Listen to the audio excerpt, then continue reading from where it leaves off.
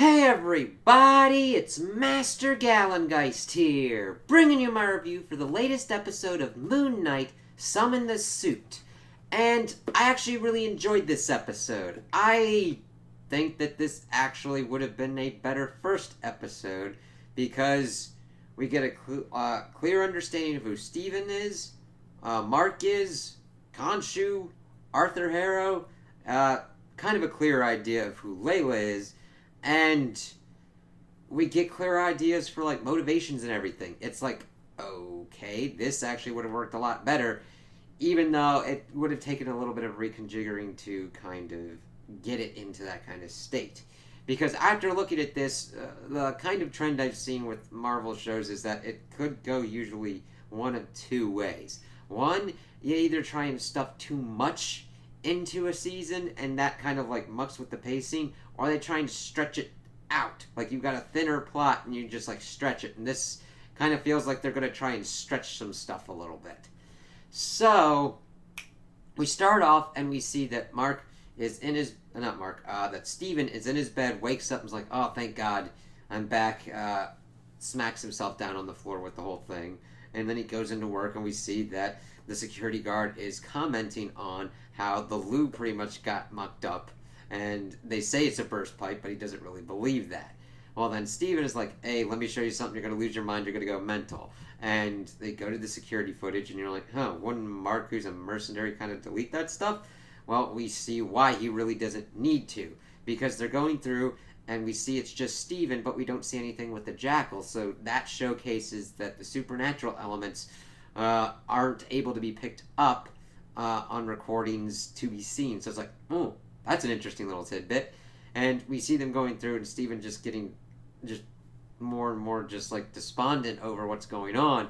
And then we see him kind of come up in the bathroom, and we see that it's Mark in charge there, and he's like, no, that's not me. So we don't know if that's Mark.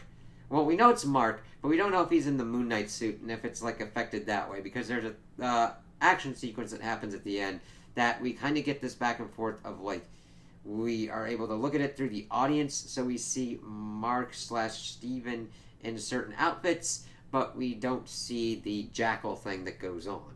So he then gets summoned by HR, and they're like, listen, you haven't really done anything like this before, so we're going to send you to this kind of like mental health place, and we're going to let you go. Like, have you taken anything? Do you have anything on your person? Like, no. And then gives him the name tag. He's like, well, that kind of sucks. And we just see him kind of like lost and feeling kind of lonely there. And Oscar Isaac really sells that as he's like, I don't know what's going on with my mind kind of thing. It's like, this isn't good.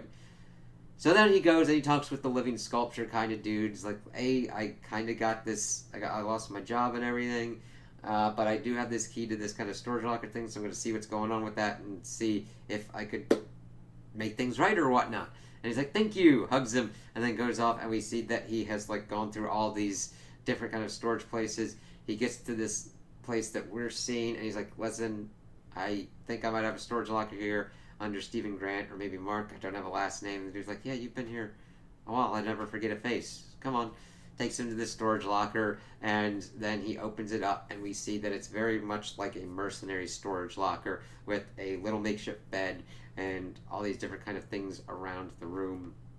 He goes to this kind of like bag, sees a gun in it, and the way he picks up the gun really just shows that Steven is not that well versed with guns and doesn't really like them. And then we see that there's all different kind of money and currencies in there. Also a passport for Mark Spector, and like the whole scarab thing, and he tries to utilize it, and it's like, what the hell's going on? Kind of like a compass thing. But then Mark pops up and says, like, listen, Steven, I need you to give me control. Like, if you let me do this thing, you'll never have to see me again. Which is interesting, because usually within the lore, Mark is the one that's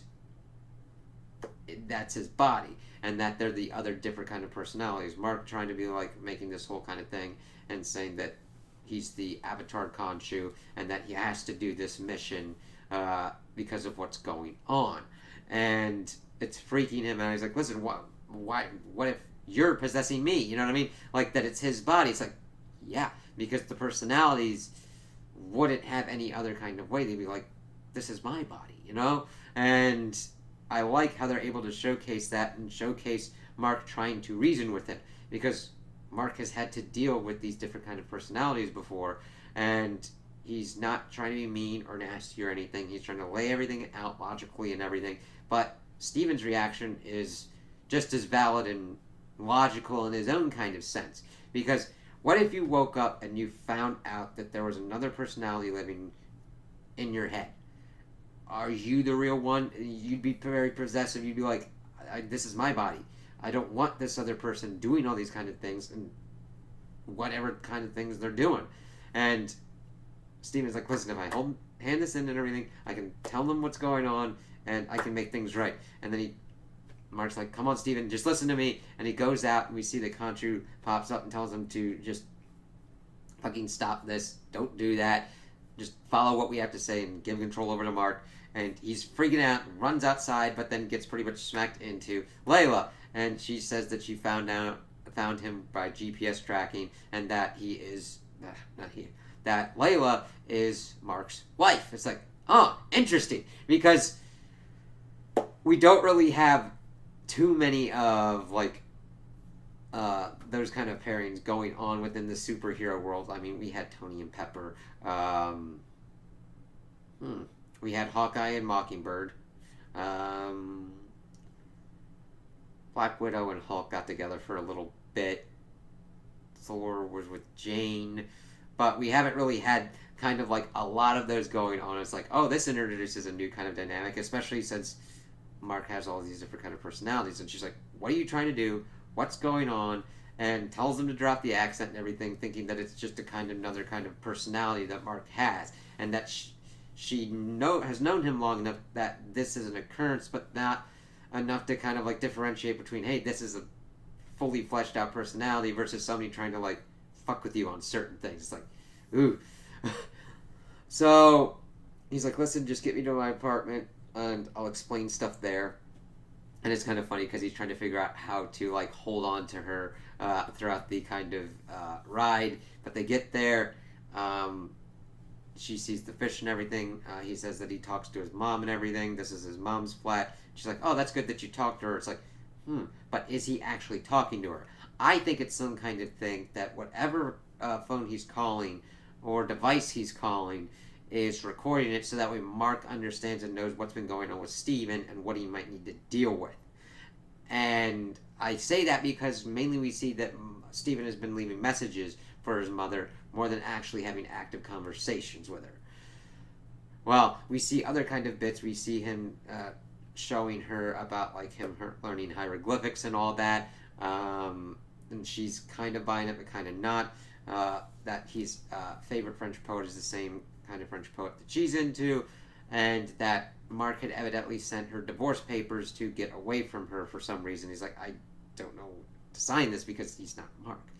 And she sees the scarab and everything. Mark is telling him to not show her the scarab and do not get her involved in this. She's like, oh, this would lead us to Ahmet's tomb. It's like, oh, okay. So that could lead to several kind of possibilities of probably destroying Ahmet or allowing her to be resurrected. So it's like, ooh, okay. Well, at that point, we get that these police officers show up and want to kind of like figure out kind of what's going on with Steven.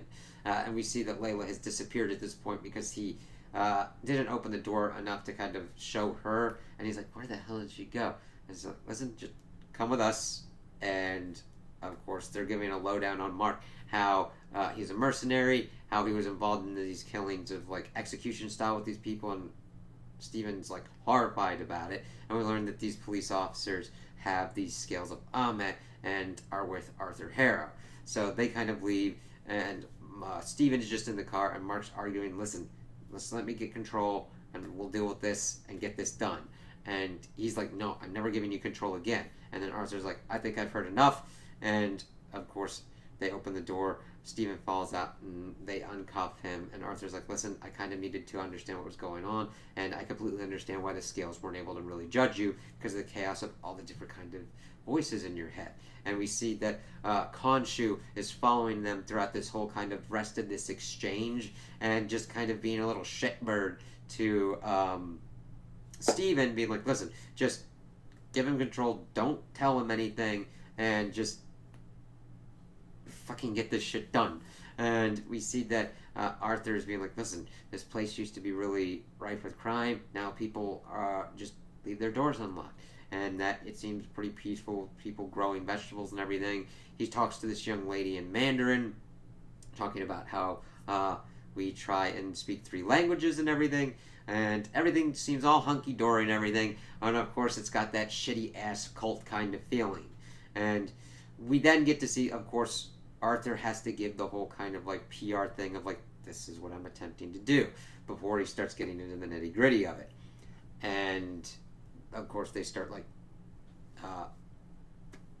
talking like over this kind of soup thing, and we see Khonshu trying to do some kind of things like wind and everything. He's like, listen, that's about all I can do, being a temper tantrum little dude, that the rest of the gods pretty much like banished him because of the weird shit that he does, and that he's like a toddler, and that like Arthur used to be an avatar of Khonshu, and that he believed that his justice came too late. And he can all, even though he is not linked with Khonshu, he could pretty accurately kind of like call what he's saying, as he's like pretty much shit talking Steven, and Mark's trying to like get him to get control. And of course Arthur starts giving his spiel, and it's like, listen, he used to be the avatar of Khonshu, and he just, everything he saw changed him, and like he's like, there's always one last thing, he will never let you go, that kind of possessive kind of controlling thing.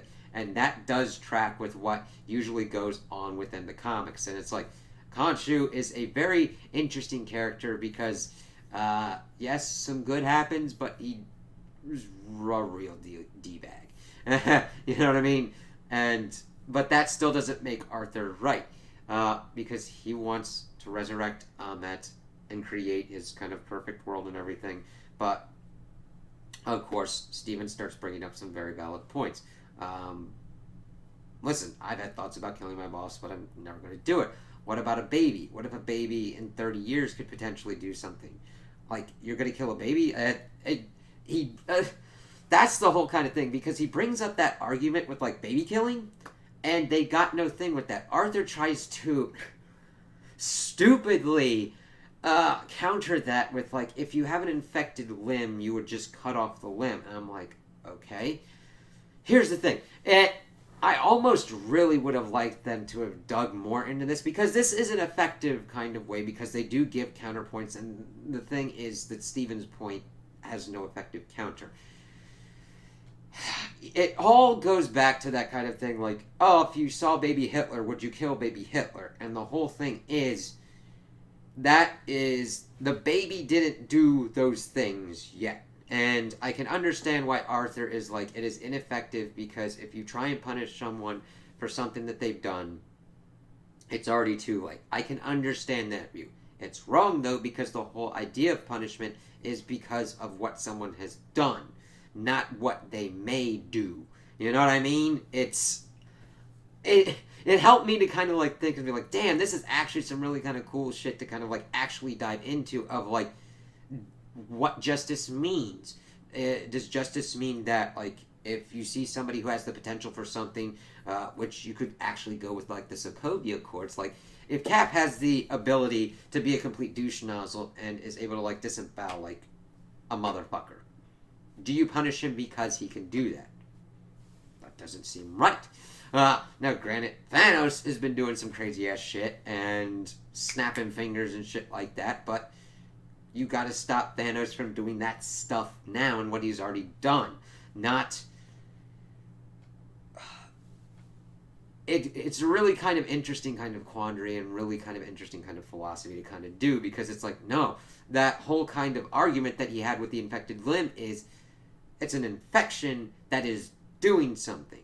You're trying to make it be believed that, like, hey, it's a baby. You're just cutting off a limb that can infect you or later on. But that's the thing. The baby has not infected you at that point. You know what I mean? Like, I kind of want... Now, granted, Steven really didn't have much of a need to kind of, like, argue with them more at that point, because it's like, you're actively arguing for, like, hey, let's kill a baby because in 30 years it could potentially be an asshole and kill somebody. Like, your whole objective is to teach that baby to not do that, and if anything, try and mitigate certain circumstances if certain behaviors arise in that. Otherwise, you're just becoming that thing that the baby potentially could be, an active murderer doing murdering things. You're just trying to justify it and rationalize it. It's like, interesting. Now, they don't go deep on that, but he's like, nah, I kind of don't want to help you because I don't want to kill babies. And then he's like, well, that's disappointing. You see this kind of cane here? It's got a sliver of Amet's power, so let's kind of... I'm just going to show you real quick how this kind of works. Of course, Layla pops in, tries to help Steven get kind of out of there as Arthur summons a jackal to do his shit. And it's like, yep, Messiah/Saint complexes are a motherfucking bitch. Always be careful with that shit. And, of course, they're able to kind of get into a place.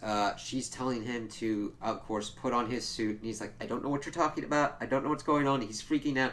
Layla's like, all right, we'll figure out some kind of other way to kind of get out of here. And she's trying to climb, but, of course, the jackal's popping in. We get a better look at the jackal, which actually looks pretty sweet here. The CGI effects on this one are good. They're the Marvel kind of quality that I'm used to. And I'm like, all right, yeah, this is cool. And let's see. He kind of gets knocked out of a window, and he's like trying to call for a suit, and he smacks something, but then he falls down, and he is in a suit.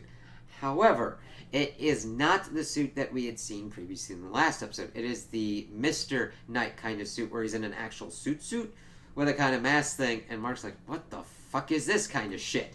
And it's like, alright, let's kind of see what kind of goes on with this. So, Layla kind of gets down as well, and he's kind of dealing with the jackal. He, of course, does not have the fighting abilities that Mark did. Well, how do I put this? Mark's personality is not trained to utilize the different kind of expertise that Mark and his body are usually used to.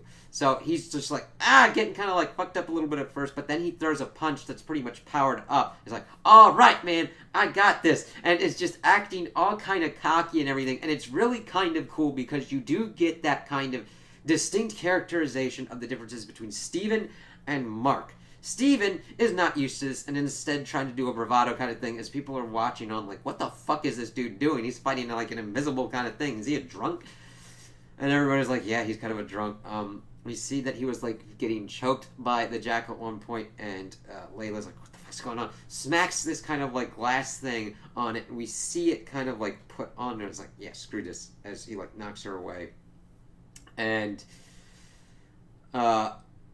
we then see that it gets into a kind of like more crowded area. Mark's like, listen, let me take control. You don't know how to handle this thing. Let me handle this thing. And he's like, all right, fine, cool. And then he lets him take control. He shifts from the Mr. Knight outfit into the regular Moon Knight, and he's able to lead the jackal away so that way he can deal with it. And we see pretty much immediate differences in how Mark moves about versus how Steven does. Steven is just a dude trying to handle a crazy-ass fucking situation, how most of us would.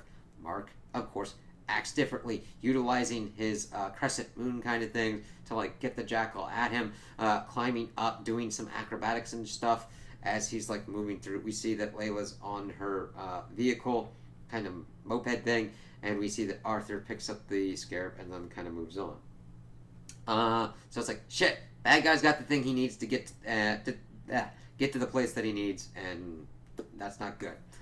Well, we see on the rooftop chase that he's able to pretty much get the jackal in a position to where they get, funnily enough, towards a place that's a pyramid, and he, like, slams it onto this kind of spike thing and kills it. It's like, alright, cool.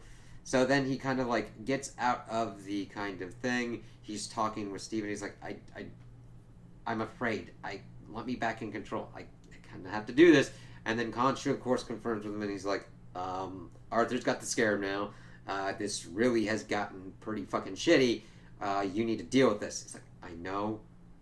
And he's like, hey, maybe you're not the best bet. Maybe I can go for the other avatar that I would like. Pretty much threatening to take Layla as his next avatar, and that's what Mark has been pretty much trying to do this thing to make sure that Khonshu does not use her as his avatar. And that's why he did the divorce and all that kind of stuff. It's like, oh, okay.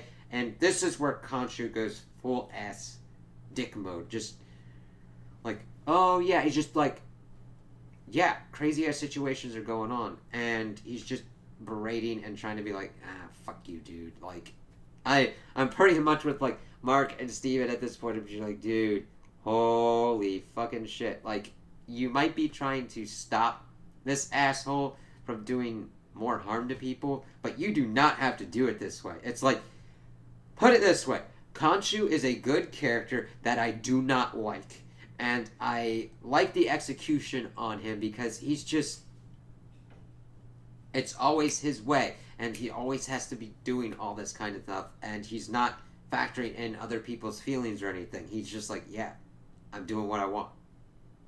What you want. It's like, ooh. And Mark is trying to handle this and be like, this is the last thing, I'll get this done, and then you won't do this with Layla, and he just having that sword of Damocles hanging over his head. You're just like, man, I get Mark. And it's really crazy because we've been introduced to Mark in the previous episode, but you really kind of get him here, and it's like, wow, okay, that hits differently when you start learning his motivations like this. It's like, wow. It's like, all right, I'll get you to where you need to go. And then we shift over and we see that Mark is now in Egypt, and Steven is still kind of trapped in the inside the mind and coming out in the kind of mirrors. And it's like, shit. So we're moving kind of fast, but also kind of slow, if that makes sense, because I'm okay with being like, I really didn't need much of the first episode. So I could almost have seen if they had just tightened this up to like 3 episodes, because I'm looking at this, I'm like, okay, they could definitely throw some curveballs and stuff in here. Layla could accidentally become an avatar of one of these gods, or maybe one of the other Egyptian gods that pop up or whatnot. There's a whole bunch of other kind of things that could get thrown in, but I kind of like the simplicity of just, okay, this is Arthur Harrow. He has the avatar of Ammit. He wants to resurrect Ammit and create a just world according to what he believes. Khonshu's like, that's batshit fucking nutty. Don't do that. But he's being a complete and utter dipshit in how he's trying to go about that and fucking around with people, while holding other people hostage lies in other people's lives. And Steven is just like, I just wanted to live a normal life kind of shit. So I do like this episode because it balances a lot of giving us character motivation, character depth, and plot progression. I'm like, damn, this is what the first episode needed to be. Wow. And I would definitely recommend watching at least this episode to kind of see if you would be into it. Now, granted, I don't know how the rest of the episodes are going to go, but we'll kind of have to see. This definitely helped it to be like, okay, I had a weird feeling on the first one, but this one really cemented it for me of being like, all right, this is pretty good. So those are my opinions on the episode. Tell me what you guys think in the comments below. If you liked it, if you didn't like it, if you agree with me, if you disagree with me. Also, like and subscribe, and I hope you have a good day.